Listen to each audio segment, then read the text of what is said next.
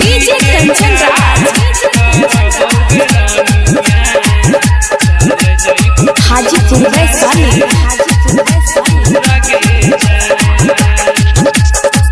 मंगिया में सजाई के ललकी से नूरावा चल जइबे होते भोरा हरिया गे जान। मंगिया में सजाई के ललकी से नूरावा चल जइबे होते भोरा हरिया गे जान। तोरा बिना जी के का करबौगे रानिया चल जइबो तोहरा से दूर गे जान जान गे। तोरा बिना जी के का करबौगे रानिया चल जइबो तोहरा से दूर गे जान।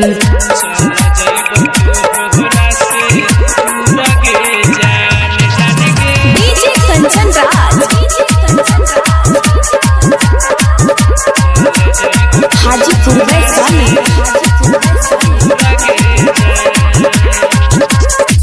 चल जइबे दिल हमार शीशनिया न तोड़ के कैसे भुलैबोगे रनिया मिलल रोजे भोर के।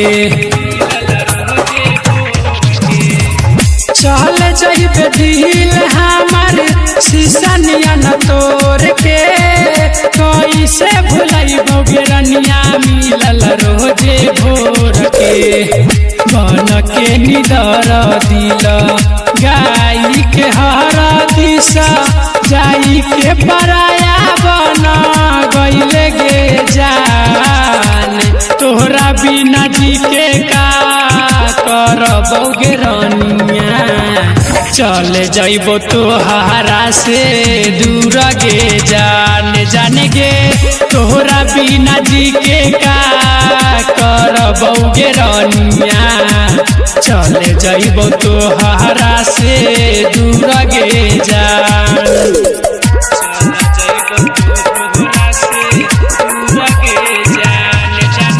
डीजे कंचन राज हाजीपुर वैशाली।